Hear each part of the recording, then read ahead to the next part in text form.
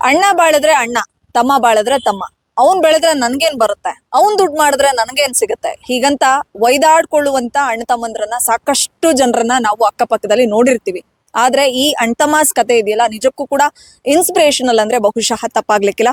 ಅಷ್ಟಕ್ಕೂ ನಾನು ಈ ಕ್ಷಣ ಮಾತನಾಡ್ತಿರೋದು ಯಾರ ಬಗ್ಗೆ ಅನ್ನುವಂತ ಕ್ಯೂರಿಯಾಸಿಟಿ ನನ್ನ ಯಶಸ್ ಟಾಕೀಸ್ನ ಆಡಿಯನ್ಸ್ಗೆ, ನನ್ನ ಪ್ರೇಕ್ಷಕ ಮಹಾಶಯರಿಗೆ ಇದ್ದೇ ಇರುತ್ತೆ. ಸೊ ನಾನು ಯಾರ ಬಗ್ಗೆ ಮಾತನಾಡ್ತಿದ್ದೀನಿ ಅಂತಂದ್ರೆ, ಒನ್ ಅಂಡ್ ಓನ್ಲಿ ನಮ್ಮ ಹಳ್ಳಿ ಹೈದ ಹನುಮಂತನ ಅಣ್ಣನ ಬಗ್ಗೆ ಮಾತಾಡ್ಬೇಕು. ಇಡೀ ಕರ್ನಾಟಕದ ಬಹುತೇಕ ಮಾಧ್ಯಮಗಳೆಲ್ಲವೂ ಕೂಡ, ಬಹುತೇಕ ಅಲ್ಲ ಎಲ್ಲಾ ಮಾಧ್ಯಮಗಳು ಕೂಡ ಹನುಮಂತನ ಬಗ್ಗೆ ಮಾತನಾಡ್ತಿದ್ದಾರೆ. ಸಾಕಷ್ಟು ಡಿಜಿಟಲ್ ಮೀಡಿಯಾಗಳಲ್ಲೂ ಕೂಡ ಹನುಮಂತನ ಕಥೆಗಳನ್ನ ಕೇಳ್ತಾ ಇದೀವಿ. ಅವನು ಯಾವ ತರ ವಿನ್ ಆದ, ಅವನ ಮುಗ್ಧತೆ, ಅವನ ಪ್ರಾಮಾಣಿಕತೆ, ಅವನು ಬೆಳೆದು ಬಂದಂತ ಹಾದಿ ಎಲ್ಲದ್ರ ಬಗ್ಗೆನೂ ಮಾತನಾಡ್ತಿದ್ದಾರೆ. ಆದ್ರೆ ಹನುಮಂತ ಇಲ್ಲಿವರೆಗೂ ಬಂದು ನಿಲ್ಲೋದಕ್ಕೆ ಕಾರಣ ಏನು? ಬರೀ ಅವನ ಸರಳತೆ, ಅವನ ಮುಗ್ಧತೆ, ಅವನ ಪ್ರಾಮಾಣಿಕತೆ ಅಷ್ಟೇ ಅಲ್ಲ. ಅವತ್ತು ಅವರ ಅಣ್ಣ ಅಂದ್ರೆ ಮಾರುತಿ ಡಿಸೈಡ್ ಮಾಡದೆ ಹೋಗಿದ್ರೆ, ಅಂದ್ರೆ ಬೆಂಗಳೂರಿಗೆ ಕಳ್ಸೋದಕ್ಕೆ ಡಿಸೈಡ್ ಮಾಡದೆ ಹೋಗಿದ್ರೆ ಬಹುಶಃ ಇವತ್ತು ನಾವು ಹನುಮಂತನನ್ನ ಬಿಗ್ ಬಾಸ್ ವೇದಿಕೆ ಮೇಲೆ ಅಲ್ಲ, ಸರಿಗಮಪ ವೇದಿಕೆ ಮೇಲೆ ಅವನು ನೋಡ್ಲಿಕ್ಕೆ ಕಾಣಸಿಗ್ತಾ ಇರ್ಲಿಲ್ಲ. ನಿಮ್ಮೆಲ್ರಿಗೂ ಗೊತ್ತೇ ಇದೆ, ಹನುಮಂತ ಬೆಳಕಿಗೆ ಬಂದಿದ್ದೆ ಸರಿಗಮಪ ಅನ್ನುವಂತಹ ಒಂದು ಸಿಂಗಿಂಗ್ ಶೋ, ರಿಯಾಲಿಟಿ ಶೋ ಮೂಲಕ. ಅಲ್ಲಿ ರನ್ನರ್ ಅಪ್ ಆಗಿದ್ದು ಗೊತ್ತು. ಅನಂತರ ಭರ್ಜರಿ ಬ್ಯಾಚುಲರ್ಸ್ ಅಂತ ಒಂದು ಶೋ ಮಾಡ್ದ. ಅದಕ್ಕೂ ಮುಂಚೆ ಕರ್ನಾಟಕ ಡ್ಯಾನ್ಸ್ ನಲ್ಲಿ ಮಿಂಚಿದ್ದು ಎಲ್ಲವನ್ನೂ ನೋಡಿದ್ದೀರಿ. ರೀಸೆಂಟ್ ಆಗಿ ಅವನು ಬಿಗ್ ಬಾಸ್ ವೇದಿಕೆ ಮೇಲೆ ವೈಲ್ಡ್ ಕಾರ್ಡ್ ಎಂಟ್ರಿ ಪಡೆದು ಬಂದ್ರು ಕೂಡ ಅವನು ವಿನ್ನಿಂಗ್ ಆಗಿದ್ದು 50 ಲಕ್ಷ ಕ್ಯಾಶ್ ಪ್ರೈಸು ಜೊತೆಗೆ ಬೆಲೆ ಕಟ್ಟಲಾಗದಂತ ಒಂದು ಟ್ರೋಫಿನ ಗೆದ್ಕೊಂಡು ಹೋಗಿದ್ದಾನೆ. ಇದಕ್ಕೆಲ್ಲದಕ್ಕೆ ಕಾರಣ ನಾನು ಆಗ್ಲೇ ಹೇಳ್ದಾಗೆ ಜಸ್ಟ್ ಅವನು ಪ್ರಾಮಾಣಿಕ, ಅವನು ತುಂಬಾ ಸರಳವಾಗಿದ್ದಾನೆ, ತುಂಬಾ ಸಿಂಪಲ್ ಲೈಫ್ ಲೀಡ್ ಮಾಡ್ತಿದ್ದಾನೆ, ಕುರಿ ಕಾಯೋನು, ಬಡವ, ಅಥವಾ ಕೆಲವರು ಹೇಳಿರೋ ಪ್ರಕಾರ ದಲಿತ, ಮೀಸಲಾತಿ, ಇದು ಯಾವುದೂ ಅಲ್ಲ. ಯಾಕಂದ್ರೆ ಅವನಲ್ಲಿ ಮುಗ್ಧತೆ ಇದೆ, ಪ್ರಾಮಾಣಿಕತೆ ಇದೆ. ಅದೆಲ್ಲದಕ್ಕಿಂತ ಹೆಚ್ಚಾಗಿ ಅವನಿಗೆ ಶ್ರೀರಕ್ಷೆಯಾಗಿ ಅವನು ಹೆಜ್ಜೆ ಹೆಜ್ಜೆಗೂ ಕೂಡ ಅವನನ್ನ ಕಾಯ್ಕೊಂಡು ಬೆಂಗಳೂರು ತನಕ ತಲುಪಿಸಿದವರು, ಇವತ್ತಿಗೂ ಕೂಡ ಬೆನ್ನೆಲುಬಾಗಿ ನಿಂತ ಮಾರುತಿ ಬಗ್ಗೆ ನಾನು ಇವತ್ತು ಮಾತಾಡ್ಲೇಬೇಕು. ಮಾರುತಿ ಹನುಮಂತನ ಸ್ವಂತ ಅಣ್ಣ, ಒಡ ಹುಟ್ಟಿದವ. ಸೊ ಆತ ಕೂಡ ಕುರಿ ಕಾಯುವಂತಹ ವೃತ್ತಿಯನ್ನ ಮಾಡ್ತಾ ಇದ್ದಾರೆ ಅಟ್ ಪ್ರೆಸೆಂಟ್. ಸಾರೆಗಮಪಗೆ ಬರೋದಕ್ಕೂ ಮುಂಚೆ ಅಂದ್ರೆ ಸರಿಗಮಪಗೆ ಇವನು ಆಡಿಷನ್ ಕೊಡ್ತಾನೆ. ಅಂದ್ರೆ ಡಿಸ್ಟ್ರಿಕ್ಟ್ ವೈಸ್ ಸರಿಗಮಪ ತಂಡ ಹೋಗಿ ಆಡಿಷನ್ ತಗೊಂಡುವಂತ ಸಂದರ್ಭದಲ್ಲಿ ಅವಾಗ ಹನುಮಂತನು ಕೂಡ ಆಡಿಷನ್ ಕೊಡ್ತಾನೆ. ಸೊ ಸೆಲೆಕ್ಟ್ ಆಗ್ತಾನೆ. ಮೆಗಾ ಆಡಿಷನ್ಗೆ ಬೆಂಗಳೂರಿಗೆ ಬರಬೇಕು ಅನ್ನುವಂತ ಸಮಯದಲ್ಲಿ 100 ಕುರಿಗಳಿರುತ್ತೆ ಅವ್ರ ಮನೇಲಿ. ಸೊ ಅವನ್ನ ಸಾಕಿದ್ರೆ ಸಾಕು, ಅವನ್ನ ಹೊಲಕ್ಕೆ ಹೊಡ್ಕೊಂಡು ಹೋಗಿ ಅದನ್ನ ಮೇಯಿಸ್ಕೊಂಡು ಬಂದ್ರೆ ಸಾಕಾಗಿರುತ್ತೆ. ಅಂತ ಸಮಯದಲ್ಲಿ ಇದೆಲ್ಲದರ ಜವಾಬ್ದಾರಿ ನನ್ಗಿರ್ಲಿ, ನೀನ್ ತುಂಬಾ ಚೆನ್ನಾಗಿ ಆಡ್ತೀಯ, ಶಾಸ್ತ್ರೀಯವಾಗಿ ನೀನ್ ಸಂಗೀತ ಕಲ್ತಿಲ್ದೇ ಇರ್ಬೋದು, ಆದ್ರೆ ನೀನ್ ತುಂಬಾ ಚೆನ್ನಾಗಿ ಹಾಡೋದು ಗೊತ್ತಿದೆ, ಪದಗಳನ್ನ ಕಟ್ಟಿ ಹಾಡ್ತೀಯ, ನನಗಂತೂ ಕೂಡ ನಾನಂತೂ ದೊಡ್ಡ ವೇದಿಕೆಗಳಲ್ಲಿ ಮಿಂಚಲಿಕ್ಕೆ ಸಾಧ್ಯ ಆಗ್ಲಿಲ್ಲ, ನೀನು ಹೋಗು ಅಂತ ಕಳಿಸ್ಕೊಟ್ಟಿದ್ದೆ ಇದೇ ಮಾರುತಿ, ಅಂದ್ರೆ ಹನುಮಂತನ ಸ್ವಂತ ಅಣ್ಣ. ಹನುಮಂತನಿಗೂ ಮೊದಲೇ ಬೆಂಗಳೂರನ್ನ ನೋಡಿದವರು ಮಾರುತಿಯವರು ಬಹುಶಃ ನಿಮ್ಮೆಲ್ರಿಗೂ ಗೊತ್ತಿದೆ, ಹಳ್ಳಿ ಹೈದ ಪ್ಯಾಟೆಗ್ ಬಂದ ಅನ್ನುವಂತ ಸುವರ್ಣ ನ್ಯೂಸ್ ನಲ್ಲಿ ಒಂದು ರಿಯಾಲಿಟಿ ಶೋ ಬರ್ತಿತ್ತು. ಆ ರಿಯಾಲಿಟಿ ಶೋ ನಲ್ಲಿ ಸೆಮಿಫೈನಲ್ ತನಕ ಬಂದಿದ್ರು ನಮ್ಮ ಮಾರುತಿಯವರು. ಈ ಒಂದು ವಿಚಾರ ಬಹುತೇಕ ಮಂದಿಗೆ ಗೊತ್ತಿರ್ಲಿಕ್ಕಿಲ್ಲ.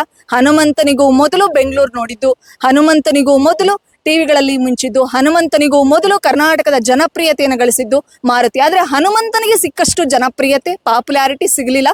ಬಿಕಾಸ್ ಆಫ್ ಅವರು ಸೆಮಿಫೈನಲ್ ತನಕ ಬಂದ್ರು. ಇಷ್ಟೊಂದು ಸೋಷಿಯಲ್ ಮೀಡಿಯಾ ಪಾಪ್ಯುಲಾರಿಟಿ ಇರ್ಲಿಲ್ಲ, ಇಷ್ಟೊಂದು ಡಿಜಿಟಲ್ ವೇದಿಕೆಗಳಿರ್ಲಿಲ್ಲ, ಗುರುತಿಸಿ ಅವ್ರನ್ನ ಸಂದರ್ಶನ ಮಾಡುವಂತವರ ಸಂಖ್ಯೆ ಕಡಿಮೆ ಇತ್ತು. ಹೀಗಾಗಿ ಮಾರುತಿ ಮುಖ್ಯ ಭೂಮಿಕೆಯಲ್ಲಿ ಅಂದ್ರೆ ಫ್ರಂಟ್ ಲೈನ್ ನಲ್ಲಿ ಅಂದ್ರೆ ಅವ್ರಿಗೆ ಅಷ್ಟೊಂದು ಪಾಪ್ಯುಲಾರಿಟಿ ಸಿಗ್ಲಿಲ್ಲ. ಹೀಗಾಗಿ ನಾನು ಎಲ್ಲರೂ ಹನುಮಂತನ ಬಗ್ಗೆ ಮಾತನಾಡ್ತಿರುವಾಗ ಸೊ ನಾನು ಮಾರುತಿ ಬಗ್ಗೆ ಮಾತನಾಡ್ಬೇಕು ಅನ್ನೋಂಥ ಕಾರಣಕ್ಕೆ, ಮಾರುತಿ ಯಾರು, ಅವರ ಒಂದು ಪರಿಶ್ರಮ ಎಷ್ಟಿದೆ, ಹನುಮಂತನ ಒಂದು ಸಾಧನೆಗೆ, ಹನುಮಂತನ ಗೆಲುವಿನ ಹಿಂದಿನ ರೂವಾರಿ ಯಾರು ಅನ್ನೋದನ್ನ ತಿಳಿಸ್ಕೊಡ್ಲಿಕ್ಕೋಸ್ಕರನೇ ನಾನಿವತ್ತು ಈ ವಿಚಾರವನ್ನ ಮಾತನಾಡ್ತಾ ಇದ್ದೀನಿ. ಸೊ ನನ್ನ ಒಂದು ಸ್ಕ್ರೀನ್ ಮೇಲೆ ಏನ್ ಡಿಸ್ಪ್ಲೇ ಆಗ್ತಿದೆ ಆ ಫೋಟೋಗಳು, ಅದರಲ್ಲಿ ತುಂಬಾ ಅವ್ರ ಕಲೀಗ್ಸು ಇದ್ದಾರೆ, ಜೊತೆಗೆ ಹನುಮಂತನ ಸ್ವಂತ ಅಣ್ಣ ಮಾರುತಿಯವರು ಇದ್ದಾರೆ. ಸೊ ಪ್ರತಿಯೊಬ್ಬರ ಏಳಿಗೆಗೆ ಅಥವಾ ಪ್ರತಿಯೊಬ್ಬರ ಯಶಸ್ಸಿನ ಅಥವಾ ಗೆಲುವಿನ ಹಿಂದೆ ಯಾರಾದ್ರೂ ಒಬ್ರು ವ್ಯಕ್ತಿ ಇರಲೇಬೇಕು. ಸೊ ಹಾಗಾಗಿ ಹನುಮಂತನ ಗೆಲುವಿನ ಹಿಂದೆ ಇರ್ತಕ್ಕಂಥ ಬಹುದೊಡ್ಡ ಶಕ್ತಿ, ಜೊತೆಗೆ ಶ್ರೀರಕ್ಷೆ ಅಂತಂದ್ರೆ ನಮ್ಮ ಮಾರುತಿಯವರು. ಸೊ ಅವರು ಸೆಮಿಫೈನಲ್ ತನಕ ಬಂದು ಯಾವಾಗ ಅವರು ಫಿನಾಲೆ ತಲುಪ್ಲಿಲ್ವೋ, ಸೊ ಆ ಒಂದು ಗಿಲ್ಟ್ ಫೀಲ್ ಇತ್ತು, ನಾನ್ ಗೆಲ್ಲಕ್ಕಾಗ್ಲಿಲ್ವಲ್ಲ ಅನ್ನುವಂತ ಹತಾಶೆ ಇತ್ತು. ಹೀಗಾಗಿ ನಾನ್ ಗೆಲ್ದೇ ಇದ್ರೆ ಏನಂತೆ, ನನ್ನ ತಮ್ಮನಿಗೆ ಒಂದು ಒಳ್ಳೆ ಅವಕಾಶ ಸಿಕ್ಕಿದೆ, ಸೊ ಆ ಅವಕಾಶವನ್ನ ಸದುಪಯೋಗ ಪಡಿಸ್ಕೊಳ್ಳಿ ಅನ್ನೋಂಥ ನಿಟ್ಟಿನಲ್ಲೇನೆ ಸರಿಗಮಪ ಕಳಿಸ್ಕೊಟ್ರು. ಸರಿಗಮಪಗ್ ಬಂದಾಗ, ಸೊ ಬೆಂಗಳೂರಿಗೆ ಬಂದು ಮೆಜೆಸ್ಟಿಕ್ ಅಲ್ಲಿ ಇಳಿದಾಗ ನೀವು ಲಿಟ್ರಲಿ ನಂಬಲ್ಲ ರೀ, ಹನುಮಂತ ಬಂದಾಗ ಬರೀ ಗಾಲಲ್ಲಿ ಬಂದಿದ್ದ, ಅವನು ಹಾಕೊಳಕ್ಕೆ ಚಪ್ಲಿನೂ ಕೂಡ ಇರ್ಲಿಲ್ಲ, ಒಂದು ಸಣ್ಣದೊಂದು ಪಾಟಿ ಚೀಲ ಅಥವಾ ಕೈ ಚೀಲ ಇಟ್ಕೊಂಡು ಅದ್ರಲ್ಲಿ 2 ಜೊತೆ ಬಟ್ಟೆ ಇಟ್ಕೊಂಡ್ ಬಂದಿದ್ದ. ಬೆಂಗಳೂರಿಗೆ ಬಂದು ಮೆಜೆಸ್ಟಿಕ್ ಅಲ್ಲಿ ಇಳಿದಾಗ ಆತನನ್ನ ಕರ್ಕೊಂಡೋಗಿ ಮನೇಲಿ ಇಟ್ಕೊಂಡಿದ್ದು ಶಿವು ಅನ್ನೋ ವ್ಯಕ್ತಿ. ನನ್ನ ಯಶಸ್ ಟಾಕೀಸ್ ನ ಬಹುತೇಕ ಕಮೆಂಟಿಗರು ಅಂದ್ರೆ ನೆಟ್ಟಿಗರು ಕಮೆಂಟ್ ಸೆಕ್ಷನ್ ಅಲ್ಲಿ ಕೇಳ್ತಾ ಇರೋದು, ಇವ್ರಿಗೆ ಯಾಕೆ ಇಷ್ಟೊಂದು ಪಬ್ಲಿಸಿಟಿ ಕೊಡ್ತಿದ್ದೀರಿ, ಇವ್ರು ಯಾರು ಅಂತ ಕೇಳ್ತಾ ಇದಾರೆ. ಅಂದ್ರೆ ಶಿವು ಮತ್ತೆ ಸವಿತಾ ಅನ್ನುವಂತ ಇಬ್ರು ಮಾತಾಡಿದ್ದಾರೆ ನನ್ನ ಯಶಸ್ ಟಾಕೀಸ್ ನಲ್ಲಿ. ಅವರಿಬ್ರು ಹನುಮಂತ ಬೆಂಗಳೂರಿಗೆ ಬಂದಾಗ ಆತನನ್ನ ಮನೆ ಕರ್ಕೊಂಡೋಗಿ ಇಟ್ಕೊಂಡು ಸರಿಗಮಪ ಮೆಗಾ ಆಡಿಷನ್ ಕರ್ಕೊಂಡೋಗಿ ಮೆಗಾ ಆಡಿಷನ್ ಅಲ್ಲಿ ಸೆಲೆಕ್ಟ್ ಆಗ್ತಾನೆ. 100 ದಿನಗಳ ಕಾಲ ಇಡೀ ಕರ್ನಾಟಕದ ಜನತೆಯನ್ನ ಹಾಡುಗಳ ಮೂಲಕ ಹಾಡು ಹಕ್ಕಿಯಾಗಿ ರಂಜಿಸಿ ಜವಾರಿ ಸಿಂಗರ್ ಆಗಿದ್ದಂಥ ಹನುಮಂತನನ್ನ ಪ್ರೊಫೆಷನಲ್ ಸಿಂಗರ್ ಆಗಿ ಬದಲಾಯಿಸಿದವರು. ಜೊತೆ ರನ್ನರ್ ಅಪ್ ಪಟ್ಟಕ್ಕೇರ್ಲಿಕ್ಕೆ ಈ ಒಂದು ಶಿವು ಮತ್ತೆ ಸವಿತಾ ಅವರ ಒಂದು ಕ್ರೆಡಿಟ್ ಅಂದ್ರೆ ಈ ಶಿವು ಮತ್ತೆ ಸವಿತಾ ಅವರ ಒಂದು ಕೊಡುಗೆನೂ ಕೂಡ ಇದೆ. ಯಾಕಂದ್ರೆ ಮನೇಲಿ ಇಟ್ಕೊಂಡು ಬೆಂಗಳೂರಿನಂತ ಮಹಾನಗರಿಯಲ್ಲಿ ಒಂದೇ ದಿವಸ ಆಗ್ಲಿಲ್ರಿ ಯಾರು ಇರ್ಲಿಕ್ಕೆ ವಾಸ್ತವ್ಯ ಹೂಡ್ಲಿಕ್ಕೆ ಅವಕಾಶವನ್ನ ಕೊಡ್ತಾರೆ. ಅವ್ರ ಮನೇಲಿ ಇಟ್ಕೊಂಡ್ರು, ಅವ್ರ ಮನೇಲಿ ಇದ್ದಂತ ಒಂದು ತುತ್ತು ಊಟ ಕೊಟ್ರು. ಸೊ ಆತನನ್ನ ಡೈಲಿ ಅಂದ್ರೆ ಸರಿಗಮಪ ಸೆಟ್ಗೂ ಮನೆಗೂ ಕರ್ಕೊಂಡು ಹೋಗುವಂತ ಕೆಲಸವನ್ನ ಮಾಡ್ತಾ ಇದ್ರು. ಈ ಶಿವು ಯಾರು ಅಂತಂದ್ರೆ ನಮ್ಮ ಮಾರುತಿಯವರ ಗೆಳೆಯ. ಮಾರುತಿ ಬೆಂಗಳೂರಿಗೆ ನಾನು ಆಗ್ಲೇ ಹೇಳ್ದಾಗೆ ಹಳ್ಳಿ ಹೈದ ಬ್ಯಾಟಿಗೆ ಬಂದ ಶೋಗ್ ಬಂದಾಗ ಶಿವನು ಕೂಡ ಅದರಲ್ಲಿ ಕಂಟೆಸ್ಟೆಂಟ್ ಆಗಿರ್ತಾರೆ. ಅಲ್ಲಿ ಅವರಿಬ್ಬರ ದೋಸ್ತಿ ಆಗುತ್ತೆ. ಇವತ್ತು ನೀವೇನ್ ಮಾತಾಡ್ತಿದ್ದೀರಲ್ಲ ಹನುಮಂತ ಮತ್ತೆ ಧನರಾಜ್ ಅವರ ದೋಸ್ತಿ, ಅವರ ದೋಸ್ತಿಗಿಂತ 10 ಪಟ್ಟು ತೂಕದ ದೋಸ್ತಿ ಅಂತಂದ್ರೆ ಮಾರುತಿ ಮತ್ತೆ ಶಿವು ಅವರದ್ದು. ಆ ದೋಸ್ತಿ ಇವತ್ತು ಇಲ್ಲಿವರೆಗೂ ಬಂದಿದೆ.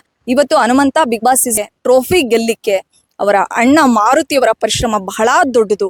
100 ಕುರಿಗಳನ್ನ ಮೇಯಿಸ್ಕೊಂಡು ನನ್ನ ತಂದೆ ತಾಯಿನ ನೋಡ್ಕೊಂಡು ಇಡೀ ಮನೆ ಜವಾಬ್ದಾರಿ ನಾನು ತಗೋತೀನಿ, ನೀನು ಹೋಗು 3 ತಿಂಗಳಲ್ಲ ಅಂದ್ರೆ 6 ತಿಂಗಳು ನೀನು ಬೆಂಗಳೂರಲ್ಲಿರು, ಸಿಗುವಂತ ಎಲ್ಲ ಅವಕಾಶಗಳನ್ನ ನೀಟಾಗಿ ಯುಟಿಲೈಸ್ ಮಾಡ್ಕೊ, ಬೆಳೆದು ನಿಲ್ಲು, ನಮ್ಮ ಮನೆಗೆ ಮಾತ್ರವಲ್ಲ ಇಡೀ ಹಾವೇರಿಗೆ ಒಂದು ಕೀರ್ತಿ ತಗೊಂಡ್ ಬಾ ಅಂತ ಹೇಳ್ಬಿಟ್ಟು ಆತನಿಗೆ ಏನೇನ್ ಬೇಕು ಬಟ್ಟೆ ಚಪ್ಪಲಿ ಎಲ್ಲವನ್ನ ಕೊಡಿಸಿ ಆತನ ಬೆಂಗಳೂರಿಗೆ ಕಳ್ಸಿದ್ರು. ಅವತ್ತು ಬರೀ ಪಾಟಿ ಚೀಲ ಇಟ್ಕೊಂಡು 2 ಜೊತೆ ಬಟ್ಟೆ ತಗೊಂಡು ಬೆಂಗಳೂರಿಗೆ ಬಂದಂತ ಹನುಮಂತ ಇವತ್ತು ದೊಡ್ಡ ದೊಡ್ಡ ಕಾರುಗಳು, ಅದು 1 ಲಕ್ಷ ಇರ್ಲಿ 10 ಲಕ್ಷ ಇರ್ಲಿ, ಸೊ ಕಾರುಗಳನ್ನ ತೆಗೆದುಕೊಳ್ಳುವಂತ ಶಕ್ತಿಯನ್ನ ಗಿಟ್ಟಿಸ್ಕೊಂಡಿದ್ದಾನೆ. ಸೊ ಇಡೀ ಕರ್ನಾಟಕಕ್ಕೆ ಈ ಮಗ ಇದ್ರೆ ಈ ತರದ ಮಗ ಇರಬೇಕು ಅಂತ ಅಂತಿದ್ದಾನೆ. ಬರೀ ಹನುಮಂತನ್ ಮಾತ್ರ ನೀವು ಹೊಗಳ್ಬೇಡಿ, ಮಾರುತಿಯನ್ನು ಹೊಗಳ್ರಿ. ಯಾಕಂದ್ರೆ ಒಬ್ಬ ತಮ್ಮನ ಗೆಲುವನ್ನ ಅಥವಾ ತಮ್ಮನ ಸಕ್ಸಸ್ ಅನ್ನ ಸೆಲೆಬ್ರೇಟ್ ಮಾಡ್ತಿರ್ತಕ್ಕಂಥದ್ದು ಇಡೀ ಕರ್ನಾಟಕದ ಜನತೆ ಅಂತಂದ್ರೆ ಅದಕ್ಕೆ ಬಹುಮುಖ್ಯವಾಗಿ ಕಾರಣ ಮಾರುತಿ ಅಂತ ಹೇಳ್ತಾ ಇದು ಇವತ್ತಿನ ಸ್ಪೆಷಲ್. ಸೊ ಹನುಮಂತನಿಗೆ ಎಷ್ಟು ಪ್ರೀತಿ ಆಶೀರ್ವಾದವನ್ನ ಕೊಟ್ಟಿದಿರೋ ನಮ್ಮ ಮಾರುತಿಗೂ ಕೂಡ ನಿಮ್ಮ ಎಲ್ಲರ ಆಶೀರ್ವಾದ ಇದ್ರೆ ಮುಂದಿನ ದಿನಗಳಲ್ಲಿ ಅವತ್ತು ಹಳ್ಳಿ ಹೈದ ಪ್ಯಾಟೆಗೆ ಬಂದಂತ ಶೋ ಸೆಮಿಫಿನಾಲೆ ತನಕ ತಲುಪಿ ವಾಪಸ್ ಹೋದಂತ ನಮ್ಮ ಮಾರುತಿ ಮುಂದಿನ ದಿನಗಳಲ್ಲಿ ಇನ್ಯಾವುದಾದ್ರೂ ರಿಯಾಲಿಟಿ ಶೋ ಮೂಲಕ ಮುಖ್ಯ ಭೂಮಿಕೆಗೆ ಬರಲಿ. ಇವತ್ತು ಹನುಮಂತನಿಗೆ ಸಿಕ್ಕಂತಹ ಜನಪ್ರಿಯತೆ, ಪಾಪ್ಯುಲಾರಿಟಿ, ಹಣ, ಕೀರ್ತಿ, ಯಶಸ್ಸು ಎಲ್ಲವೂ ಕೂಡ ಮಾರುತಿಗೂ ಸಿಗಬೇಕು ಅನ್ನೋಂಥದ್ದು ನನ್ನ ಯಶಸ್ ಟಾಕೀಸ್ನ ವೈಯಕ್ತಿಕ ಆಶಯ. ಇದು ಈ ಕ್ಷಣದ ಸ್ಪೆಷಲ್.